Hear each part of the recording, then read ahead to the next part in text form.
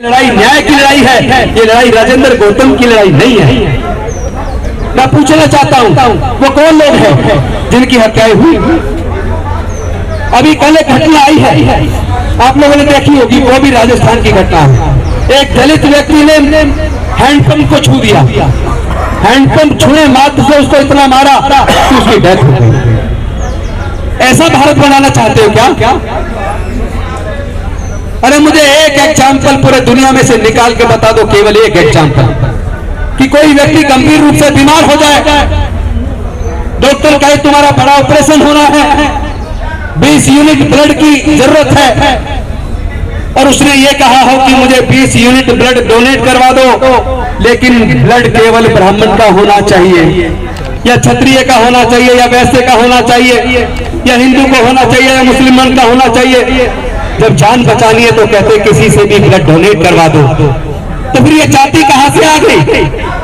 पूरे दुनिया के अंदर जाति नहीं है, चाइना में जाति नहीं है, जापान में जाति नहीं है, रसिया में जाति नहीं है, इंग्लैंड में जाति नहीं है, इटली में जाति नहीं है, फ्रांस में जाति नहीं है, स्पेन में जाति नहीं है, अमेरिका में जाति नहीं है, ऑस्ट्रेलिया में जाति नहीं है, न्यूजीलैंड में जाति नहीं है। जब पूरे दुनिया में जाति नहीं है तो जाति केवल भारत में क्यों है? और ये जातियां किसने बनाई? और जातियों के बनने से किसको फायदा हुआ और जातियों के बनने से किसको नुकसान हुआ? जिनकी मूंछ रखने पर हत्या की जा रही है, क्या वो हत्या जाति की वजह से नहीं हुई? जाति की वजह से हुई है ना। जिनको घड़ा छूने पर हत्या हुई है, मंदिर प्रवेश पर हत्या हुई है, मूर्ति छूने पर हत्या हुई है, मैं पूछना चाहता हूं उनका धर्म क्या था? मैं पूछना चाहता हूं उनका धर्म और जाति क्या थी?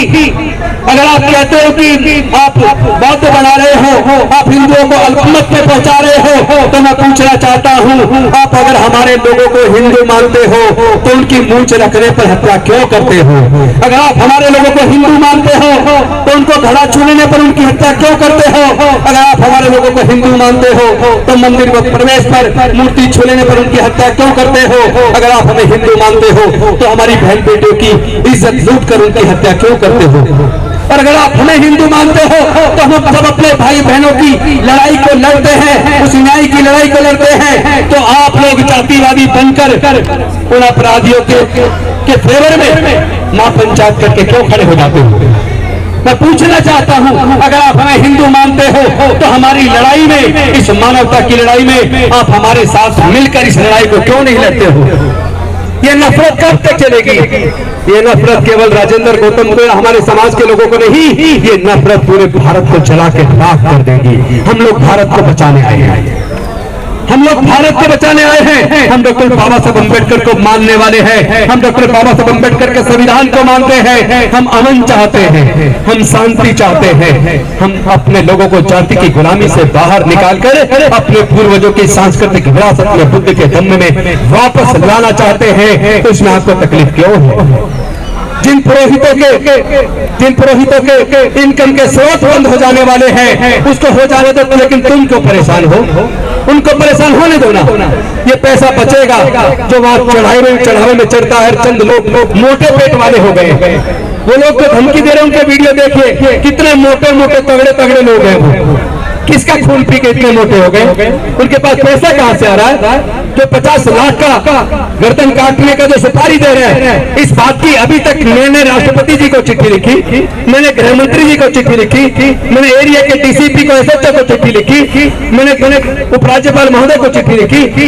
सब जगह चिट्ठी लिखने के बावजूद मैं पूछना चाहता हूं, मैंने उसमें मांग की है कि ऐसे नकली साधुओं के खिलाफ आप मुकदमा दर्ज करके उनके किन आतंकवादी संगठनों से उनके संबंध में इसकी जांच कीजिए। उनके पास ये करोड़ों रुपए कहां से आ रहा है, इसकी जांच कीजिए। लेकिन अभी तक ना तो पुलिस ने कोई मुकदमा दर्ज किया, और अभी 15 ही दिन हुए माननीय सर्वोच्च न्यायालय के जजमेंट को आए हुए, जिस जजमेंट में माननीय सर्वोच्च न्यायालय ने कहा है जो लोग हेट स्पीच देते हैं या धमकी देते हैं, इस तरह के भाषण देते हैं, भड़काऊ भाषण देते हैं, ऐसे लोगों के खिलाफ पुलिस को खुद मुकदमा दर्ज करना होगा। चाहे कोई कंप्लेंट आए ना आए, पुलिस की जिम्मेदारी है वो मुकदमा दर्ज करे। और अगर पुलिस ये मुकदमा दर्ज नहीं करती, जिम्मेदारी नहीं निभाती, तो कोर्ट खुद सो मोटो के खिलाफ एक्शन लेगा, कंटेम्प्ट ऑफ कोर्ट की कार्रवाई करेगा। तो मैं इंतजार कर रहा हूं कि माननीय सर्वोच्च न्यायालय उन पुलिस अधिकारियों के खिलाफ जिन्होंने अभी तक मुकदमा दर्ज नहीं किया, उनके खिलाफ कंटेम्प्ट ऑफ कोर्ट की कार्रवाई कब करेगा?